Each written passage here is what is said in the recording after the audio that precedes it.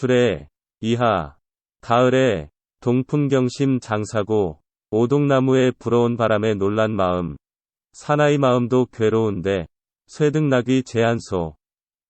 희미한 불빛 아래 귀뚜라미는 차가운 달빛 비단 위에서 울어댄다. 수간천간 일편서. 누가 푸른 죽간에 엮은 한편의 시집을 읽어. 불견화충 분공두. 좀벌레가 책을 가루내어 공연히 좀먹지 않게 할까. 사견금야 장응직. 생각이 끌려 오늘 밤 창자가 고추 서는데. 운행양혼 조석액. 밖은 비 내려 차가운데 여자 귀신은 찾아와 시인을 위로한다. 추분 귀창 포가시. 가을 무덤 속 귀신은 포조의 시를 노래하며 한열천년 토중벽. 한스러운 피는 천년을 땅 속에서 푸르리라. 감상일 오세주. 이하는 중당시대의 특이한 시인으로 그의 시는 낭만적이고 풍부한 상상력에 의하여 회화성과 상징성이 강한 화려한 환상적 세계를 창조했다. 그는 초자연적 시적 재제와 자신이 어휘를 만들어 쓰는 생경한 시어 사용과 현재와 과거를 넘나드는 시간 설정 등 비논리적 시의 구성 등으로 중국 문학상의 특이한 작가로 주목받았다. 이러한 그를 사람들은 귀재라고 불렀다. 이하는 몰락한 왕족 출신으로 아버지는 변방의 낮은 관리를 지냈으나 일찍 죽었으며 자신은 아버지의 이름이 당시의 황제 이름과 같다는 소위 휘를 범했다고 하여 진사시험에 낙방하는 좌절을 맛보았다. 이러한 좌절이 그의 염세적 작품을 형성하고 나아가 27세의 요절하는 원인의 하나가 되었다고 본다. 1. 이 구절을 보자. 여기서는 이 시의 시간적 공간적 배경과 작가의 심리적 정황이 조성된다. 동풍경심 장사고, 오동나무에 불어온 바람에 놀란 마음, 사나이 마음도 괴로운데, 쇠등나귀 제한소. 희미한 불빛 아래 귀뚜라미는 차가운 달빛 비단 위에서 울어댄다. 동풍은 오동나무에 부는 바람이다. 대표적 낙엽 관목인 오동나무는 차가운 가을이 오면 제일 먼저 단풍지고 떨어지는 나무다. 여기에 바람이 부니 오동나무는 떨어질 수밖에 없는 처지이다. 만물이 조락해가는 계절인 가을이 온 것이다. 경심은 놀란 마음이다. 오동나무가 바람에 떨어지는 그것은 생물로서는 죽음을 의미한다. 여기서 놀라는 마음이 생기는 것이다. 즉, 생의 마지막을 의식하는 때가 왔음을 의미한다. 장사고은 장사의 마음이 고통스럽다이다. 장사는 한창 때의 남자이다. 가을은 이러한 혈기왕성한 남자의 마음까지도 슬프게 하는 계절이라는 말이다. 쇠 등은 꺼져가는 등불이다. 이는 인가의 밤이 깊어 감을 나타낸다. 잠이 오지 않아 켜놓은 불이 이제 그 기름이 다 타서 꺼져가는 상황이다. 락위은 귀뚜라미, 여치, 배짱이 등의 가을 풀벌레이다. 이 역시 가을을 생각하게 하는 벌레다. 한 소는 차가운 흰 비단이다. 이는 결국 은은한 달빛을 형상화한 것이다. 락위 제 한 소은 가을 풀벌레는 차가운 달빛 아래 운다이다. 이는 달밤에 울어대는 풀벌레 소리로서 쓸쓸한 가을밤을 나타낸다. 풀벌레도 가을바람과 차가운 날씨에 쫓겨가는 처지인 것이다. 1. 이 구절을 종합하자 오동나무 잎을 떨어뜨리며 부는 바람에 놀라 작년의 남자들마저 애상에 빠져들고 등잔불도 희미하게 꺼져가는 깊어가는 이 밤에 풀벌레는 은은히 비치는 달빛 아래서 울음을 쏟아내고 있다는 것이다. 작가는 지금 외롭고 잠 못 들어 가을밤에 홀로 깨어있다. 즉 이 구에서는 작가가 존재하는 공간과 시간과 작가의 심정적 정황이 조성된 것이다. 3. 4구절을 보자. 여기서는 작가가 처한 작가의 현실적인 갈등이 제시된다. 수간천간 일편서. 누가 죽간에 엮은 한편의 시집을 읽어. 불견화충 분공두. 좀벌레가 책을 가루내어 공연히 좀먹지 않게 할까. 수간은 누구가 읽는가이다. 이는 결국 도대체 그 누가 읽어줄 것인가? 곧 현실적으로 누구도 읽어주는 이가 없을 것이라는 절망과 좌절을 나타낸다. 청가는 푸른 대쪽이다. 종이가 없었던 옛날에는 대쪽에 글을 적었다.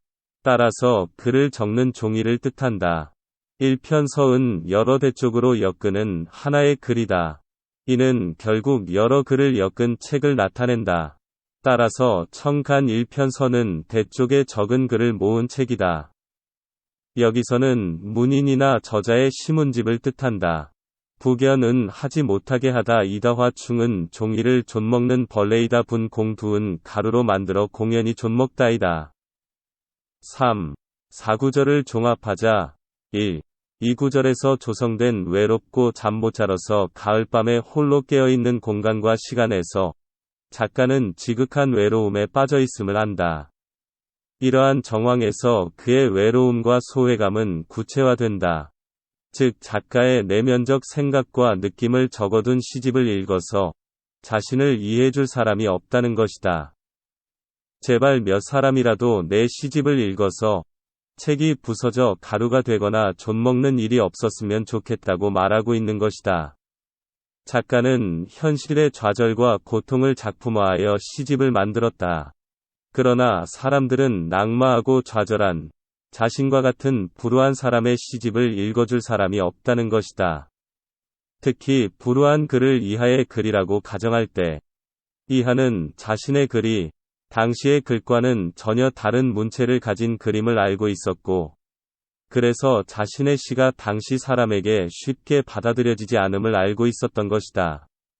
그는 일종의 앞선 귀재 내지 천재였던 것이다. 5. 6구절을 보자. 여기서는 하나의 전환이 일어나고 있는 것이다. 현실의 외로움과 절망에 빠져있는 자신에게도 하나의 의로와 구원이 이를 것이라는 희망을 보여주고 있는 것이다. 사견금야 장응직. 생각이 끌려 오늘 밤 창자 고추 서는데 운행양혼 조석액. 밖은 비 내려 차가운데 여자 귀신은 찾아와 시인을 위로한다. 사견은 생각이 이끌려 온다이다. 이는 작가를 잠 못 이루게 하는 온갖 생각이 실타래처럼 자꾸 나온다는 뜻이다. 그것은 주로 그의 현실에서 좌절을 겪게 하는 여러 가지 일들을 말한다. 그는 몰락한 왕족의 후손이다. 아버지는 국경의 하급 관리로 있다가 일찍 죽었다. 그리고 자신은 아버지의 이름자가 당시 황제의 이름자와 비슷하다는 정말 말도 안 되는 이유로 벼슬길이 좌절된 자신의 처지 등이 될 것이다. 현실은 바로 이러한 인간들이 살고 그들이 승리하는 사회인 것이다. 금야는 오늘 밤이다. 곧 오동잎에 바람 부는 밤이며 밤늦도록 은은한 달빛 아래 풀벌레 울음을 토하는 밤이다. 장응직는 창자가 응당 곧다이다. 창자가 왜 곧게 서는가? 이는 작가가 억울하고 답답한 일을 당하고 이를 해소하지 못했을 때 일어나는 현상이다. 즉 스트레스를 많이 받고 이를 해소하지 못했음을 나타내는 표현이다. 급기야는 실어증 증세에까지 이른다. 운행는 비가 차갑다이다. 왜 비가 차갑게 느껴졌는가? 그것은 물론 가을밤이기 때문이다. 향혼은 향기로운 영혼이다. 이는 아름다운 영혼 또는 여자의 혼을 의미한다. 서객은 글쓰는 나그네이다. 곧 문인을 뜻한다. 물론 여기서는 작가 자신을 뜻한다. 향혼조 서객은 향혼이 서객을 도우이다. 아름다운 귀신이 현실에서는 아무도 알아주지 않는 불우한 자신과 같은 문인을 도울 것이라는 것이다. 5. 6구절을 종합해보자. 좌절된 현실의 일들이 실타래처럼 끓어오르자 몸이 경직되는 것이다. 몸에 어디서부터 경직되는가? 그곳은 창자부터이다. 그래서 우리는 말을 더듬고 급기야는 신경성 소화불량 증세까지 얻게 되는 것이다. 이때 밖에는 비가 내리는 것이다. 그런데 그 비는 차가웠다.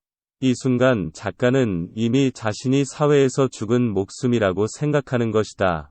내리는 차가운 가을밤의 비를 타고 귀신이 자신을 찾아온다고 하는 것이다. 작가는 귀신과 만나는 것이다. 그런데 그 귀신은 자신과 같은 처지의 사람을 알아주는 향기로운 귀신, 반가운 귀신인 것이다. 그 귀신은 자신과 같은 처지의 여자 귀신일 수도 있다. 여자는 여자의 입장에서 결혼도 못해보고 억울하게 죽은 귀신. 오히려 어느 면에서 자기처럼 뛰어난 재주를 가졌기에 모함을 받은 것처럼 뛰어난 미모와 재주 때문에 질투받아 죽은 여자 귀신은 자신에게 동정적일 수 있다고 생각했을지도 모른다. 그래서 이러한 귀신이 가을비를 타고 와서 자신과 같은 불우한 문인을 도와줄 것이라 생각하고 있는 것이다. 여기서 하나의 전환이 일어나고 있는 것이다. 현실의 외로움과 절망에 빠져 있는 자신에게도 하나의 의로와 구원이 이를 것이라는 희망을 보여주고 있는 것이다. 그것은 가을비를 타고 온 귀신인 것이다.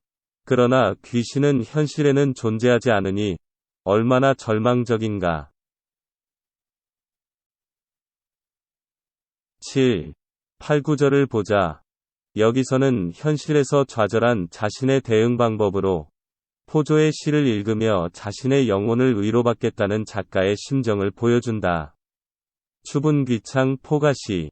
가을 무덤 속 귀신은 포조의 시를 노래하며 한열천년 토중벽, 한스러운 피는 천년을 땅 속에서 푸르리라. 추분은 가을 무덤이다. 귀창은 귀신은 노래한다이다. 포가시는 포조가 지은 시이다. 남송의 포조는 억울하게 죽은 영혼을 노래한 여러 시를 남기고 있는 사실을 의미한다. 귀창 포가시는 귀신은 포조의 시를 노래한다이다. 한혈은 한 맺힌 피이다.